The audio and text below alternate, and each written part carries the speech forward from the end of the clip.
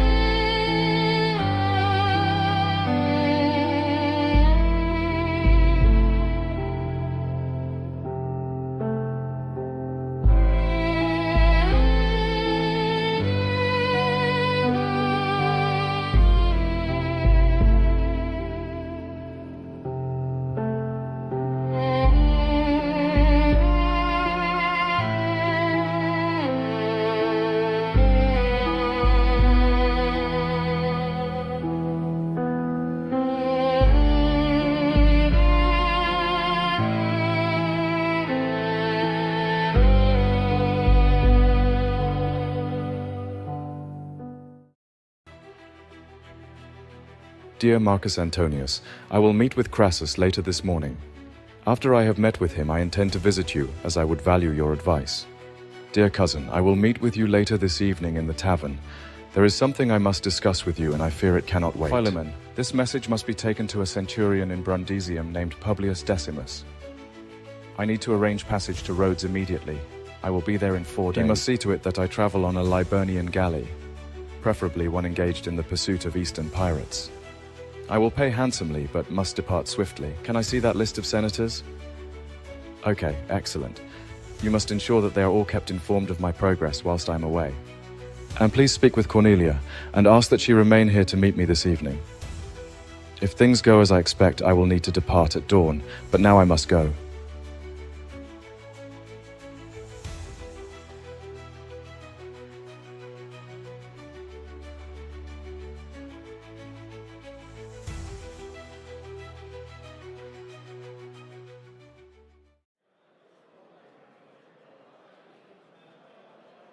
Look there. The young Julius Caesar stands alone. It seems even the Julii are not ashamed to beg when the need arises. Crassus Praetor will see you now, noble Caesar.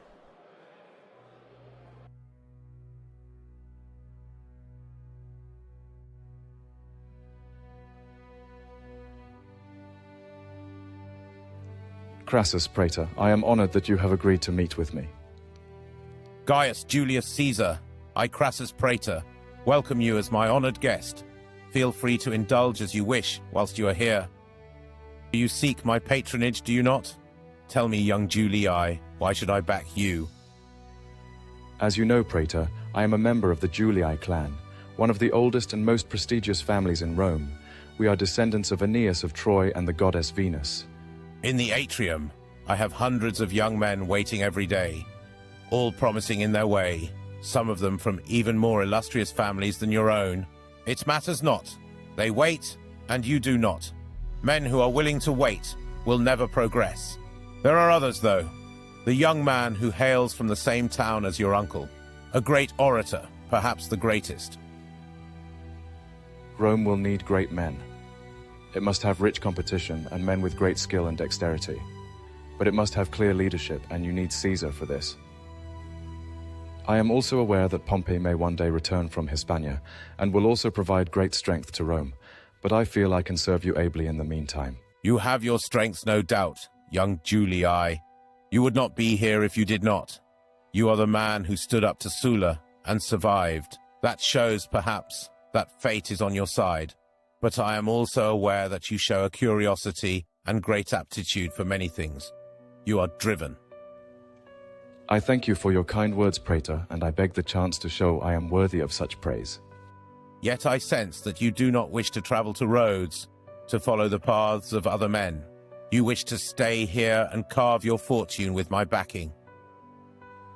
I feel I can accomplish much here in Rome, Praetor, and set the groundwork for a strong foundation from which we might both profit greatly. Time in Rhodes may set me back. And yet, to study under Apollonius Molon would bring you great esteem. I have heard you are a skilled orator, But if you go, you may come back the better for it. It would indeed be an honor to study under such a man, but sacrifices must be made in the pursuit of greatness, and your patronage here may serve us more. I will not back you, young Caesar, not as you wish, but I will fund your trip to Rhodes, and if you return with great praise and distinction, we will talk again. I thank you for your generosity and wisdom, Crassus Praetor. Farewell then, and do not make me regret my decision. Now that ends our business, and my scriba will show you the way out. Watch this Caesar, mark his progress, be at one with him.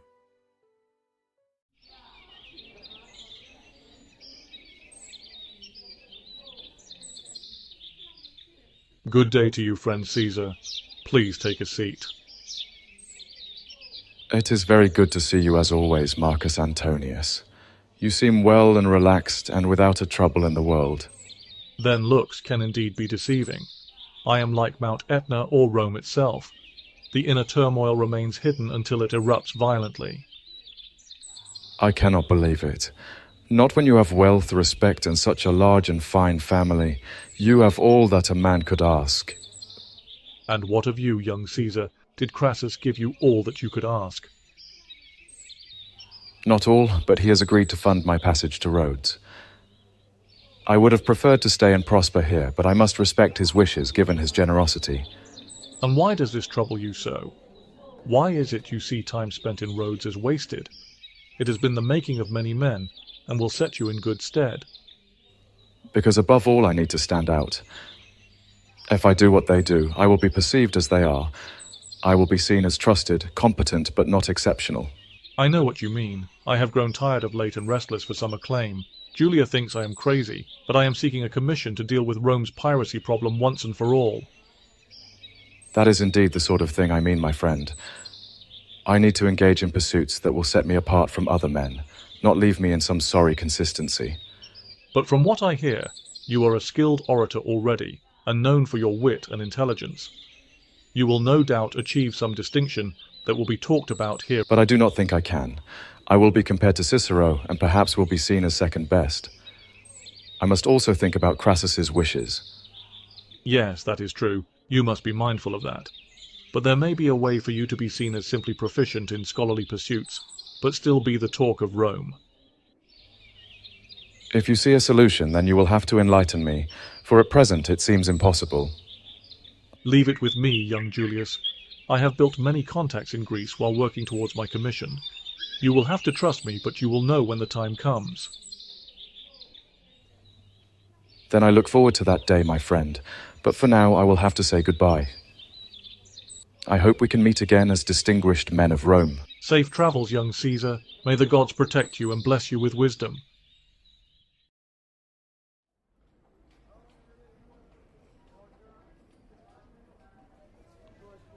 I am pleased to find you here, Gaius Publius Trepidus. I am told you were the messenger of choice for my uncle Gaius Marius, and I am looking for some advice. You honor me, Caesar. I would be glad to assist you in whatever way I can. I need to travel to Brundisium in under 3 days, leaving at dawn tomorrow. I know you did so regularly, so I would be grateful if you can give me some guidance. It is true that I acted as a messenger in the legions for many years, and I would often travel to Brundisium. If you want to travel quickly, you must avoid the Appian Way and other busy roads, as there is too much to slow you down.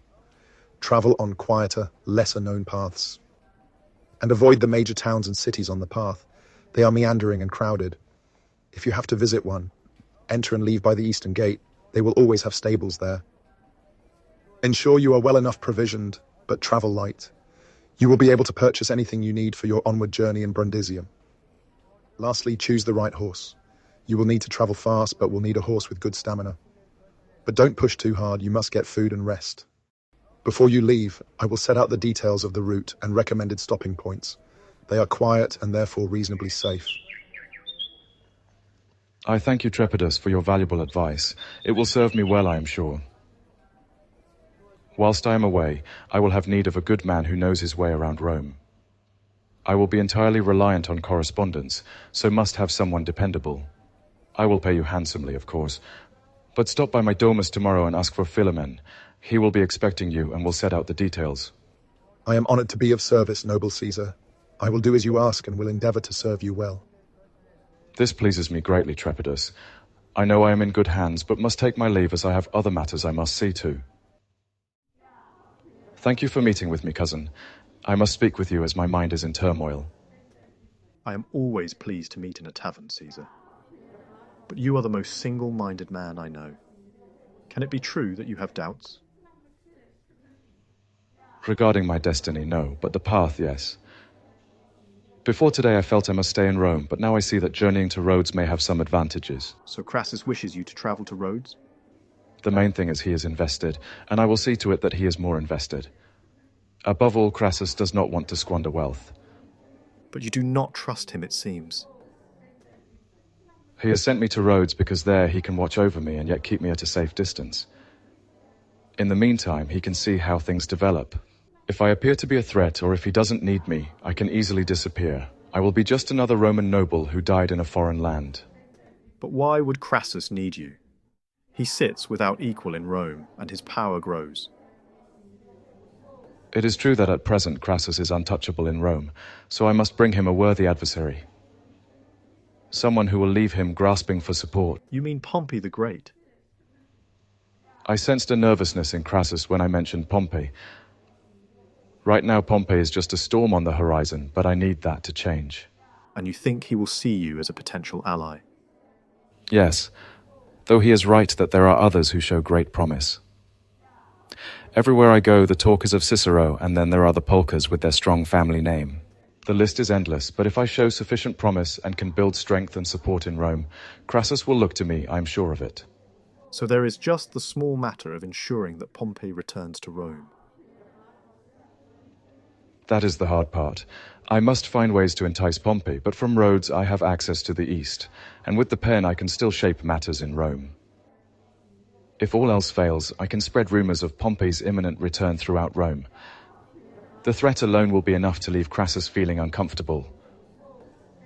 In the meantime, I can try to engineer events that will leave Romans clamoring for Pompey's return. You do astound me, Caesar, but why do you seek this path? Why must you pit yourself against these titans of Rome? Because I am Gaius Julius Caesar, and I am not on this earth to play.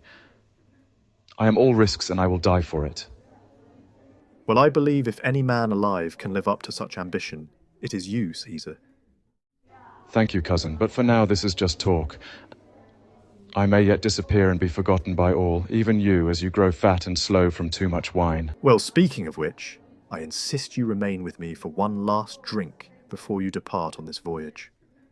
Very well, cousin. We can have one more jug of wine, but then I must return home to Cornelia as she is expecting me.